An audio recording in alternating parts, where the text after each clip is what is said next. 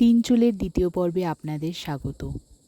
এই পর্বে আমরা লেক্সিমা হোমস্টে দেখাবো, যেখানে আমরা ছিলাম তিনচুলেতে। আপনাদের সুবিধার্থে ওনারের নাম এবং নাম্বার আমরা এখানে প্রোভাইড করলাম। তিনচুলের প্রথম পর্বেই আপনারা দেখেছেন তিনচুলের প্রাকৃতিক সৌন্দর্য অনির্বচনীয়। আমরা যখন এবারের প্ল্যান করছিলাম তিনচুলে যাওয়ার জন্যে, তো আমরা বেশ কিছু হোমস্টের সন্ধান পেয়েছিলাম ফেসবুক এবং বাকি সোশ্যাল মিডিয়ার মাধ্যমে। তবে এই হোমস্টের আমরা খোঁজ সেভাবে পাইনি। তিনচুলের অন্যান্য পপুলার হোমস্টেগুলোতে জায়গা না পেয়ে যখন এই হোমস্টের সন্ধান পেলাম, আমরা একটু দ্বিধাগ্রস্ত ছিলাম। কিন্তু আমাদের সমস্ত দ্বিধা কেটে যায় যখন আমরা তিনচুলেতে এসে পৌঁছই এবং হোমস্টের মালিক আমাদেরকে হোমস্টেটি ঘুরিয়ে দেখান।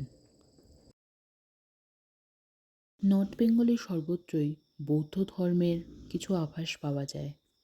তার মধ্যে এই বুদ্ধিস্ট প্রেয়ার ফ্ল্যাগগুলি হলো অন্যতম, যা দেখলে নর্মালি আমাদের মধ্যে শান্তির সঞ্চয় হয়।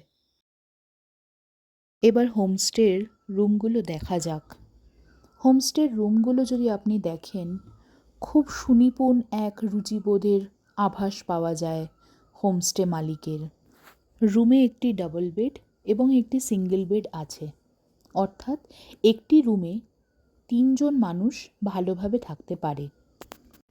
ওয়াশরুমে 24 ঘন্টা রানিং ওয়াটার আর গিজার 2 বিদ্যমান, তাই সব দিক দিয়েই এই হোমস্টের থাকা খুব কমফোর্টেবল।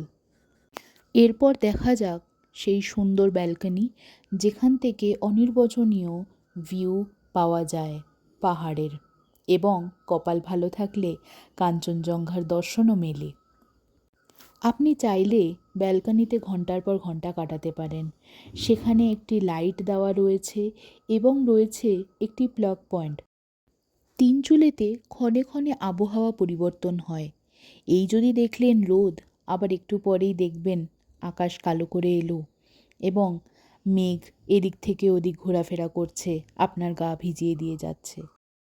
বৃষ্টিহীন এক অলস দুপুরে হেঁটে আসাই যায় হোমস্টের সামনে দিয়ে যাওয়া রাস্তাটি দিয়ে।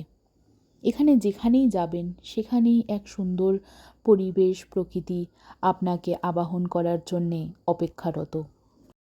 মন ভরে সেই সৌন্দর্যে অবগাহন করে একটু হেঁটে চলে চা বাগানের সৌন্দর্য গায়ে মেখে ঘুরে আসতে পারেন তিনচুলে।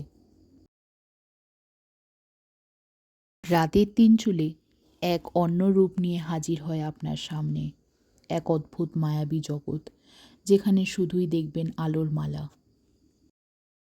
আজকের পর্ব এই অবধি। ভালো থাকবেন, আসছি নতুন পর্ব নিয়ে।